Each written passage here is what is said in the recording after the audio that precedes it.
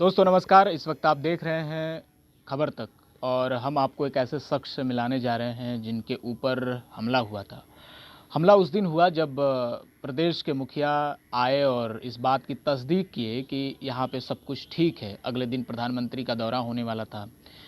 लगभग 15 से 1600 करोड़ की योजनाओं का यहाँ पे शिलान्यास और लोकार्पण भी हुआ।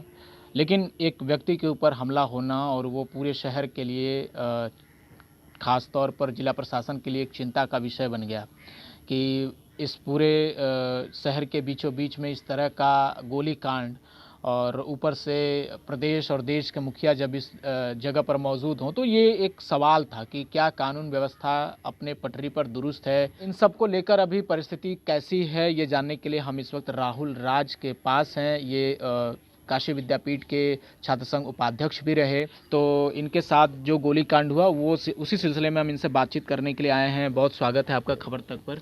जी धन्यवाद। अभी आपकी तबीयत कैसी है? जी ठीक है, अब धीरे धीरे स्वास्थ्य बेहतर हो रहा है। दवाई लेने के लिए और आराम करने के लिए डॉक्टर ने कहे हैं, तो घर पर ही हूँ, उपचार कर रहा हूँ। जैसे ही आपको गोली लगी तो उस समय से पहले कुछ देर पहले क्या हुआ आपके साथ? कहाँ जा रहे थे आप? आपके साथ ये कैसे हो गए? जी मैं अपने चैम्बर पे बैठा था, मैं एडवोकेट भी हूँ, तो अपने अंदरा पुल वाले आवास पर मैंने चैम्बर बना रखे हैं और मैं वहीं पर बैठा था और रात में अपने घर जा रहा था। लगभग चैम्बर से घर की दूरी मेरी 500 मीटर की है। तो मैं घर पे जा रहा था और पीछे से ऑटो में सवार लगभग 4 लोग थे, जो चारों पकड़े भी गए हैं। वो चारों ने जो है पीछे से मुझे गोली मारी और पीछे से गोली मार कर जो है भाग गया और मैं किसी तरीके से जान बचाकर अपनी एक घर में जाकर शरण ले लिया और पीछे से गोली मारने के बाद वो वहाँ से भाग गए। तो जब जैसे आपको गोली लगी तो सबसे पहले यही हुआ कि गोली आप पर क्यों चलाई गई होगी? इस बात को लेकर बहुत तरह के संशय थे। आपके कुछ समर्थकों ने सोशल मीडिया पर इस तरह के पोस्ट भी डालना शुरू कर दिए कि ये फला आदमी है, ढिमकाना आदमी है। उस समय तक आपका मतलब आपको होश था कि आपके साथ क्या हुआ है? जी देखिए, मैं तो पूर्ण रूप से गोली लगने के बाद ठीक नहीं था, लेकिन जहाँ तक सवाल ये है कि कौन लोग शामिल थे, तो इसमें विश्वविद्यालय राजनीति से लेके, क्षेत्र की राजनीति से लेके और व्यवसाय तक ये तीनों लोग सम्मिलित थे और तीनों लोगों ने मिलकर एक साथ बैठक कर कर पूरी साजिश की रचना रची मेरे हत्या की। और उस दिन जो मेरे ऊपर गोली चली वो राजनीतिक साजिश के तहत कुछ लोगों को मोहरा बनाकर आगे रख कर गोली मेरे ऊपर चलवाई गई। आपके ही लोगों ने उसके कुछ दिनों बाद ये कहा कि शिवशंकर चौहान और बाकी लोग जो है इसमें सम्मिलित हैं, जबकि ये रिपोर्ट नहीं आई थी। तो पुख्ता तौर पर ये कहने के लिए कहाँ से उनको ये चीज़ मिल गई कि यही आदमी है? वो आपने जी देखिए, जिस दिन मेरे साथ घटना हुई थी, मैं शुरू से आप देख लीजिए, मैंने हमेशा थिंकिंग बी पॉजिटिव, हमेशा अच्छी सोच के साथ राजनीति की और इसी से लोग मेरे से जलते हैं, जलन की भावना रखते हैं। मैं किसी भी जाति, किसी भी धर्म, किसी भी समुदाय के लोगों को लेकर चलना चाहता हूँ। मेरी सोच मानवतावादी सोच है और मैं किसी को फंसाना नहीं चाहता। मैं हर चीज़ तर्क के साथ पेश करता हूँ और मैंने पुलिस प्रशासन को भी जो चीज़ बताई थी वो सही बताई और आज मैं उस चीज़ पर कायम भी हूँ। आपने जिस व्यक्ति का नाम लिया वो व्यक्ति का घर चौका घाट है। मैं 8 बजे, जिस दिन मेरे साथ ऊपर गोली चली, 8 बजे मैं चौका घाट से लहुरा बीर जा रहा था और उस शख्स के साथ वहाँ पर वो शख्स खड़ा था जो मेरे ऊपर गोली चलाया। तो आप समझ सकते हैं कि मेरा शक क्यों नहीं जाएगा। ऐसा नहीं है कि मैं उनको फंसा दूं तो मैं इस शहर का सांसद बन जाऊंगा। इतनी बड़ी वो हस्ती हैं, मुझे फंसाने का कोई शौक़ नहीं है किसी को। मैं सेल्फ डिफेंस राजनीति करता हूं, अच्छी राजनीति करता हूं। और मेरे कुछ लोगों ने ये भी कहा, उन्हीं के लोगों ने, आपने सोशल मीडिया की बात करी, उन्होंने ये भी कहा कि मैंने अपने ऊपर गोली चलवाया। मुझे शौक़ नहीं है लोकप्रियता कमाने की। आपके आशीर्वाद से, जनता के आशीर्वाद से मेरी इतनी लोकप्रियता है कि लोग मुझे जानते पहचानते हैं, मुझे सम्मान देते हैं और मैं भी उनको सम्मान देता हूँ। अगर ज़्यादा शौक़ है तो वो खुद अपने ऊपर गोली चलवा के लोकप्रियता कमा ले, मुझे ऐसा शौक़ नहीं है। गोली मेरे फेफड़े से लगते हुए पसली की हड्डी तोड़ते हुए आई है। मेरा आप मेडिकल रिपोर्ट देख लीजिएगा, आपको मैं फ़ोटो स्टेट करा कर अभी दे दूंगा, उसको देख लीजिएगा, सिंह मेडिकल के डॉक्टरों से पढ़ लीजिए। कानून व्यवस्था के मोर्चे पर पुलिस के कार्रवाई से आप कितने संतुष्ट हैं और कहाँ तक ये जांच पहुँच चुकी है? जी मैं पुलिस प्रशासन से और ख़ास तौर से वाराणसी के जो ACP साहब हैं, अभिमन्यु मांगलिक साहब, मैं उनके साथ पूरी टीम को क्राइम ब्रांच से, कैंट के थाना अध्यक्ष महोदय, चौकी इंचार्ज महोदय, मैं सबको धन्यवाद देना चाहता हूँ आपके माध्यम से। उन्होंने बहुत ही अच्छा काम किया, मुजरिमों को पकड़ा। और साथ ही मुझे पुलिस प्रशासन ने यह भी आश्वासन दिया है कि मैं साजिशकर्ताओं को भी जांच चल रही है उस पर अभी, जैसे आपने जिसका नाम लिया उस पर भी जांच कर रही है, एक पूर्व पार्षद हैं उसके ऊपर भी जांच चल रही है, और एक वर्तमान पार्षद है में। ऐसे केस में अक्सर होता है कि मान लीजिए जिनसे आपकी नहीं पड़ती रही होगी, विश्वविद्यालय में नहीं पढ़ती रही होगी, आपके व्यवसाय में नहीं पढ़ती रही होगी, आप उन पर भी साजिश का आरोप लगा सकते हैं, तो उनके भीतर एक तरह का डर का माहौल होगा कि कहीं आप उनका नाम न ले लें। जी देखिए, मैंने आपसे कहा ना कि हम स्वच्छ राजनीति करते हैं। मैं किसी को फंसाने के मकसद से नहीं कर रहा हूँ। जो मैंने देखा है और मैं पूरे सबूत के साथ कर रहा हूँ। हो सकता है वही असलाह प्रोवाइड कराए हों, हो सकता है उन्होंने ही साजिश रची हो सकता है। तो इस बिहाफ पर मैंने उनका नाम दिया, जो कि कॉन्स्टिट्यूशनल मेरा राइट है। मैं पीड़ित हूँ, मेरे ऊपर गोली चली है, मैं उनका नाम क्यों नहीं लूँगा। लेकिन मैं अन्य व्यक्ति और भी लोगों से मेरी रंजिश है, राजनीतिक रंजिश है, विचारों की लड़ाई है, मैंने उनका नाम क्यों नहीं लिया, क्योंकि मैं जान रहा हूँ कि ये इस टाइप के लोग हैं। और मैंने जो पूर्व पार्षद का नाम लिया, इससे पहले भी उन्होंने मुन्ना हड्डी की हत्या करवा चुके हैं राजा बाजार में, इस नाते मैंने उनका नाम लिया।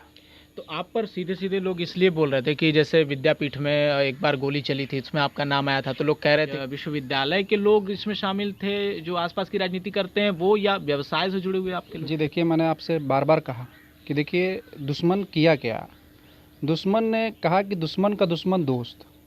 उसने क्या किया, व्यवसायिक जो मेरे दुश्मन थे वो मेरे क्षेत्रीय दुश्मन से मिले, और क्षेत्रीय दुश्मन जो थे मेरे विश्वविद्यालय के दुश्मन से मिले, और तीनों का जब सामंजस्य हुआ तब मेरे हत्या करने की ये तीनों ने साजिश रची। किसी ने मुखबिरी किया, किसी ने पैसा प्रोवाइड किया, किसी ने असलाहा प्रोवाइड किया। वो धीरे धीरे चीज़ें खुल रही हैं और आपके सामने वो कुछ दिनों में सीओ साहब ने मुझसे कहा है, एसपी साहब ने, कि कुछ दिनों में समक्ष आपके आ जाएंगे। ठीक है, तो ये इतनी बड़ी साजिश और इतनी बड़ी मुखबिरी आप कह रहे हैं कि क्यों ऐसा लोग आपके साथ करना चाहते थे? क्या आप बड़े नेता बनने वाले हैं इसलिए, या कुछ और बात थी?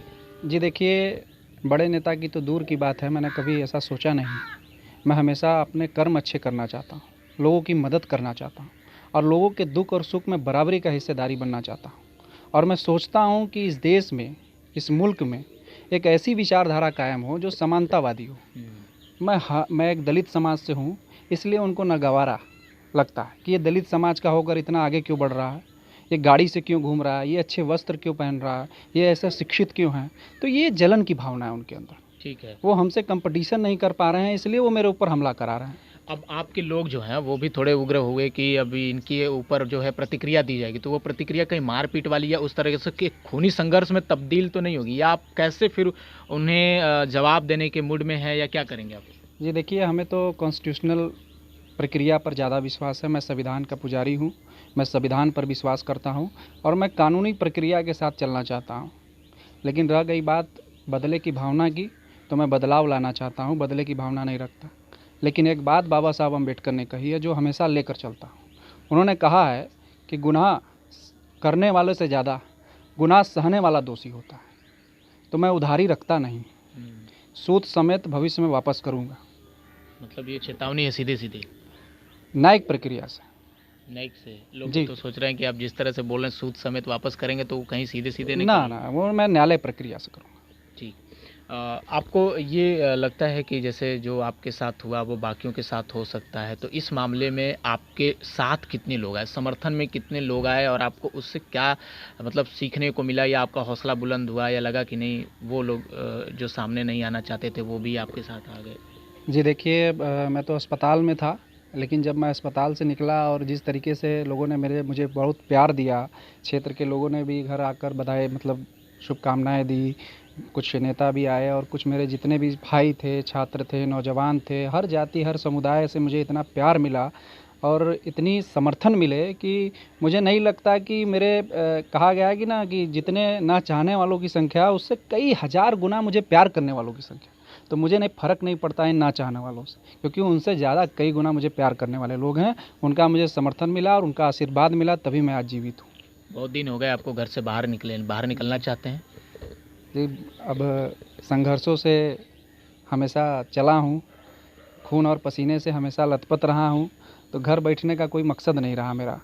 तो कोशिश तो करता हूँ कि निकलूँ, लेकिन डॉक्टर ने मना किया है। अभी मैंने आपको टाँके भी दिखाए हैं अपने, मेरे अभी टाँका तक नहीं कटा है। अभी मैं बेड रेस्ट पे चल रहा हूँ और डॉक्टर की सलाह से दवाई दर्पण कर अभी रहा हूँ। कितने दिन ये सब चलेगा? कम से कम मैक्सिमम 3 मंथ। 3 मंथ। तो जब आप घर से बाहर निकलेंगे पहला काम क्या करेंगे? लोगों से मिलेंगे या कुछ काम आपका पेंडिंग पड़ा है वो करेंगे? जी देखिए, पहले तो पहले स्वस्थ हो जाऊँ और जो भी समाज में सेवा है, लोगों की मदद है, जैसे मैं पहले करता था वैसे फिर से दोबारा करूँगा लोगों के साथ। कदम से कदम, कंधे से कंधा मिलाकर उनके साथ चलूँगा और जनता ने जो प्यार और जो आशीर्वाद मुझे दिया है उसी कारण मैं जीवित हूँ, तो मैं उनके लिए हमेशा समर्पित रहूँगा। एक सवाल आपके साथ और जोड़ा जा रहा है कि आप अजगरा विधानसभा से चुनाव की तैयारी में भी लगे थे, तो उसमें अब ज़्यादा वक्त नहीं रह गया, तो उसके लिए भी आप ध्यान दे रहे हैं? वहाँ से क्या चल रही है तैयारी आपकी? जी, पार्टी का जो आदेश आए और तैयारी तो मेरी पहले से है। मैंने बूथ पर पूरी टीम बना रखी है। शुरू से हम लोगों ने तैयारी कर रहे थे अजगरा विधानसभा के लिए, और आप सभी का सहयोग और मेरे भाइयों का साथ और पार्टी का समर्थन रहा तो ज़रूर हम पूरे जोश के साथ मैदान में उतरेंगे और चुनाव लड़ेंगे, जीतेंगे भी।